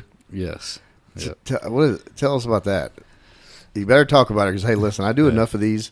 If you don't mention folks, you're going to hear about it, I promise. Right. She's going to kick your ass, probably. Yeah. She's going to come kick my ass for not telling you to talk about it. I'm very docile and well-behaved at the house now to keep from getting dismembered or choked out, Why don't you tell them how y'all met, though? Yeah, Because you did get beat up. Yeah. Was it a Mississippi bar brawl that I'm hearing about? I wish. It was worse because there was witnesses. So I went down to our academy, did the regular defensive tactics thing, qualified, the annual qualify, and I sent a smart aleck email. I wrote a what's the thing? The assessment, the Critique evaluation? yeah, whatever. Yeah, the eval. And I was just being like Matt and our smart aleck, to our lead DT guy, he's a black belt. Tig is his name. So he sends me an email. Hey, I liked your critique, and hey, I'm putting on a ground fighting seminar. I'm inviting a few people. You're a wrestler, so come tell me what you think. I want your feedback. So all right. So I show up, and there's probably 30 other that he had chosen throughout the department to come be the guinea pigs, and he had Karen that he was going to use as a demonstrator to show the effectiveness of these techniques. And why Karen? Well, because she's a 125-pound female, so should be able to just kick her ass, right? And so they asked for volunteers, and I'm like, there's no way it's a lose-lose. If I go out and just beat this little girl up, I'm that guy. If I go out and get beat up, I'm that guy. You're that guy. Yeah. And so, but they had this whole plan, Tig did. And so one of the assistants shoved me out there, and like, you got to visualize this. We're in a circle, right? Everybody's in a circle, and she's standing in the middle. I get pushed out there, right? And so Tig's like, oh, great, Scott. Thanks for volunteering. All right, just take her down like you're going to arrest her. And I'm like, oh, okay, I don't really even know how to start this. So I just do the wrestler tie-up, boom, heavy hand on the neck, and and she's like, oh, he's already in my guard. He's already in my trap. Yeah.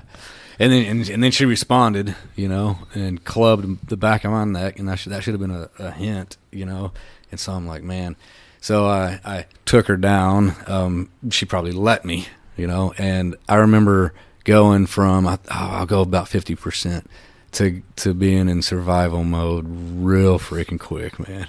And she had me there was nothing I could do, man. Nothing, right in front of everybody, man.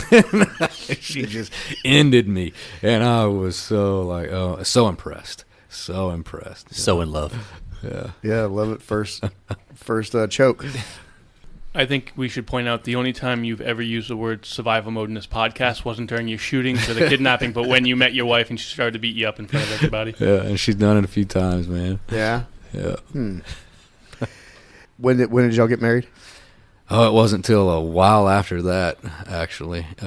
Many more ass kickings later. Yeah. You submitted. At that time, she was divorced, but I was still married then. So although I was very impressed with her, I had this business that I had. I was putting security officers in schools and churches and arming them and licensing them. Okay. And so, and I needed a ground fighter. So she and I exchanged info, and that was it. Never followed up on anything for years until after I was divorced. And the craziest thing is, I was working out at a gym at LA Fitness, and I changed, and I go to leave, and a guy in the locker room says, "Hey man, you dropped this," and he hands me her business card, and I look at it, and I guess it was in my gym bag. I had no idea it was even there, and I was like, "Oh my goodness, this is the jiu-jitsu girl that whooped me years ago." And so, yeah, I called her. I'm due for a spanking. I'm coming back. Right. So I want to talk about what you're doing now. You got a really unique team, and y'all made the news here recently in the DFW area. But I want to get into the Fentanyl Overdose Squad. Dallas PD has one, but I want to kind of talk about. We've never talked about it. Yeah. Can you kind of tell a listener what that unit is? And I want to get into, and the cases. Probably can't talk about, but talk about that unit and also what y'all do, how you investigate, and the epidemic of fentanyl we've seen. Okay, so the dope game has totally changed, right? You remember it used to be that was your weed house, that's your meth house, that's your crack house, that's where you go to get coke. Well, now fentanyl's everywhere. They're putting it in everything. It doesn't even make sense. Meth is speed, right? Meth. Why do we believe that's happening? Because of the availability of it. And when you're talking about it's anywhere street wholesale, I've seen $1 a pill to $6 a pill. For something about opioids, if you're an addict, alcohol, meth, marijuana, an addict of any kind, you're also an opioid addict. It would seem. So the addiction to that stuff is rampant. Blame big pharma, whatever all the conspiracy stuff, whatever it is. But that's true. I mean, doctors were writing opioid scripts like they were candy. And so we have the perfect storm. We have a completely addicted society to opioids, and we have China, who they have our best interest in mind. Yeah. And the quality of fentanyl that China is making is, you should see the plants that it's coming. You could eat off the floor. I mean, it looks like where they were building rocket ships or something. It is amazing, and they're shipping that in bulk quantities to Mexico. And add the open borders, and then there you go. Right, Yeah. and then the pipeline. China knows where to get it to where it will go coming in the U.S., and that's Mexico, and then we have no border security, so it is on, and so the availability is there, it's everywhere, and so we're seeing it put in all dope. Cocaine, that's the Superman. You get your party drug, you feel great, everybody loves me, I look good, and they're putting fentanyl in that, which is a downer. I mean, fentanyl is a sedative. It makes you just drool, slobber, and fall unconscious. So I don't understand the market. Because if I am going to my dope dealer to get meth, and he sells it to me laced with fentanyl, man, I wanted to get meth so I could clean my garage for the next 3 days, And this dude just put me to sleep, So. Yeah. So how does your unit? How do you investigate that? Okay, so what has changed is everybody is dying, and just in Fort Worth, we're having 3 deaths per week on average, 3 dead bodies a week, and so somebody should do something about this, right? So what we do is we react at the level that law enforcement does. We can't prevent it. We just react to all this, what's happening, this epidemic. So Governor Greg Abbott, thankfully, has given us a law that went into effect September 1st, 2023, that if somebody dies of fentanyl, now you can. I call it the fentanyl murder law. So in Texas, we can go after these dope dealers for murder, and that's what we're doing. So our job is to, when we have a person die of fentanyl, then it's just like in the dope game, we start running informants, undercover stuff, cell phone dumps, all that, to figure out where this fentanyl came from. And of course, we want to swim upstream as far as we can, but so far with the fentanyl, just to get the murder case, you don't have to swim very often. I mean, just who brought him the pill? Who's the dealer? Yeah. Now these cases haven't played out in court yet, but they're about to. Tarrant County's about to have their first one. And my team had the first real fentanyl murder case in the state. But Arlington PD's got one that's going to actually go to trial first.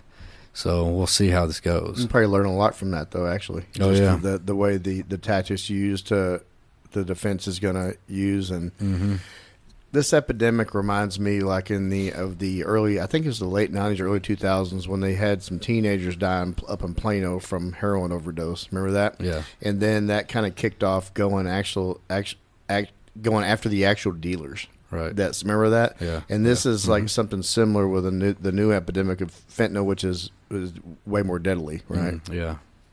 So what the listeners need to know, especially if you're non-law enforcement, 2 milligrams. I can't think of a way to describe.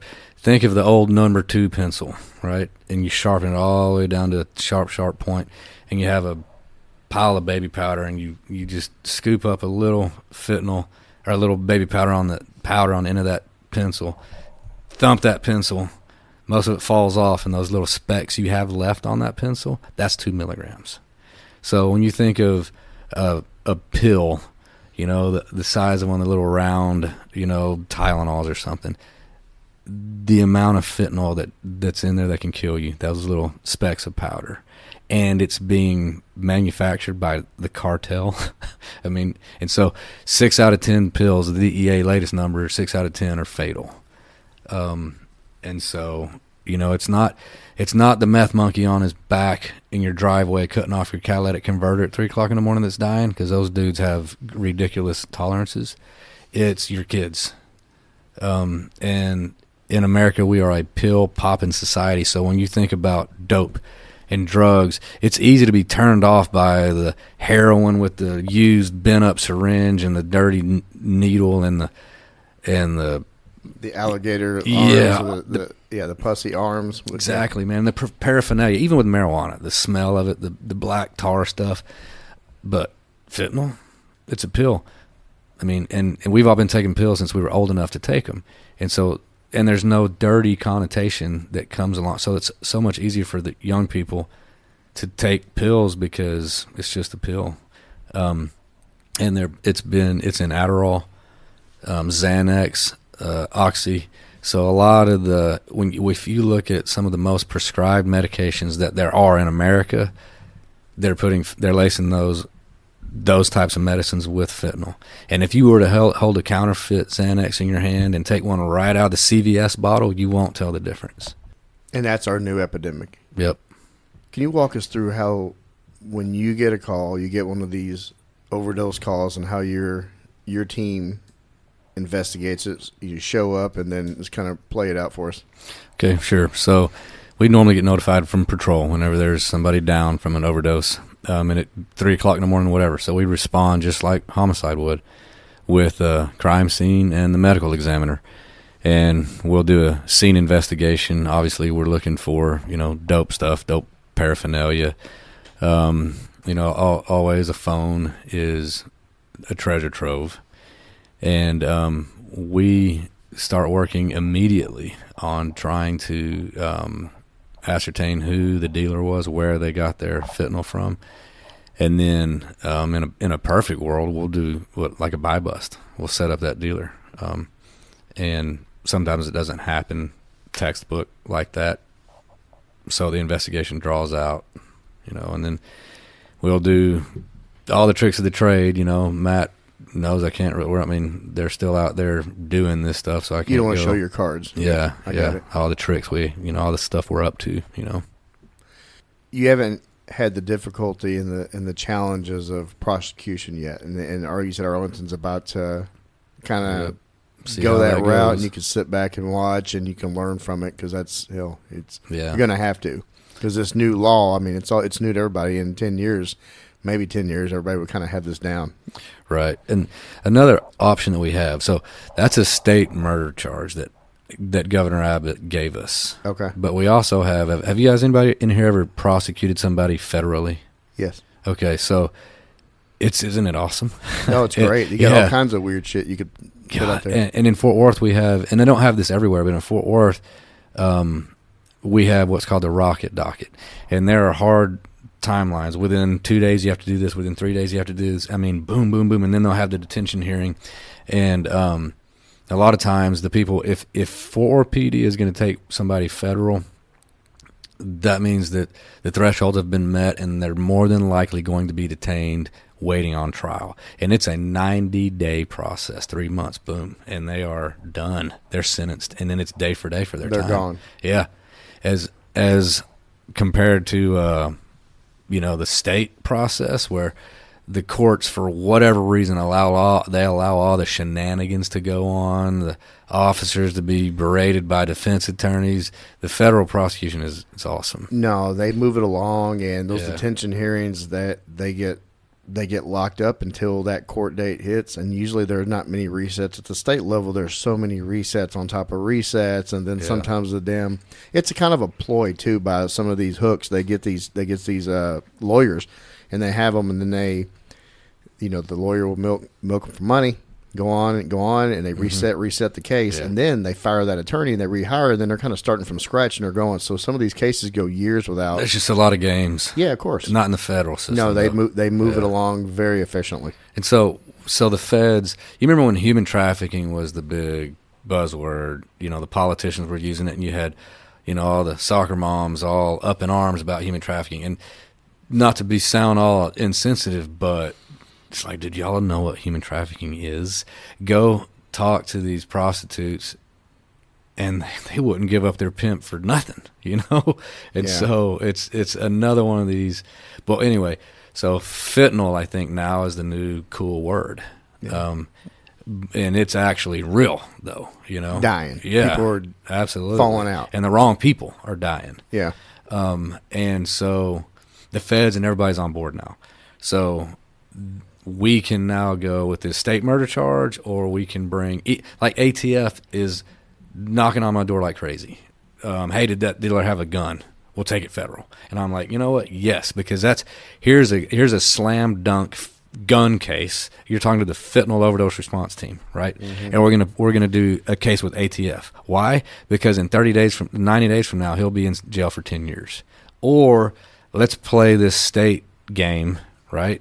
And see where that leads us in 3 years from now. No, I love the federal route, because also that can open up opportunities to, hey, you're looking at some real time, and you're going to be getting there very quickly. What can you give up to help yourself? And that can extend that expand that spider web of investigation. Yeah, go further, go higher up. The Fed system is designed for them to work. I am very interested. You're going to have to let me know when that Arlington case goes, because I want to follow that as well, just from a spectator position. Sure. I am now, because I don't do real police work anymore. Okay, so I got a question, kind of going back to the twin thing. When, we, like you said, we were next door neighbors, and I'd been an officer for about 4 years when you decided, man, I'm going to do this. And I wasn't necessarily trying to talk you into it heavily. Maybe I was, because it was so much fun, but I also knew that you were on a pretty solid track to being, wealthy and successful in the corporate America. So you didn't. You jumped into law enforcement, and even though we're at different departments, we've had parallel lives with, your critical incidents, shootings, all those type things, which, again, makes us the same as like we were, in childhood. So my question is, do you regret it? We've got layers of scar tissue at the end of this, and it's not over yet. And for me personally, I look back a lot and I'm like, man, he could have done a whole different life. To me, I didn't see that as an option. This was kind of my only option. But I'm wondering if you regret it. I don't think I do. I guess if I knew then all the things I know now, if I had that crystal ball, would I have made the same decisions? Man, even in spite of what's happened to our profession, I think I still would have done it the same way, because, I know the sheepdog mentality, that whole thing. I remember thinking, especially when I was in that high-speed, low-drag unit in SRT, I remember thinking all the time, man, I used to be a sheep. I used to be so much more of a sheep. And I'm proud that I'm not a sheep. Money, and there's also a concept with money that if you're in poverty, having money definitely affects your level of happiness. For sure. Nobody can pretend that it doesn't. When your day-to-day stress is gas in your car and food, but then once you make it to a threshold financially, there's no difference in your level of happiness. You could be a multi-millionaire or make $80,000 a year, or whatever that number is. I don't know. But and all the studies have shown there's no impact on your level of happiness or whatever. And so I think that Matt and I would have been separate had we not both been in this profession together. I think there would have been a pretty big disconnect, because it is hard. You just, like I said earlier, you're a cop or you're not. And even if you are identical twins, it's, it would still just be a separation. Hey brother, hey sister, I'll never give up on you. Hey Mrs., hey mister, I'll see this all the way through. No matter how far the sun and the moon, I'll never give up you. Down when you're lonely, I'll pull you up. Life leaves you heavy when the going gets tough. I'll be your shoulder. Together we'll run up from the bottom. Yeah, we'll rise above. Hey brother, hey sister, I'll never give up on you. Hey Mrs., hey mister, I'll see this all the way through. No matter how far the sun and the moon, I'll never give up on you.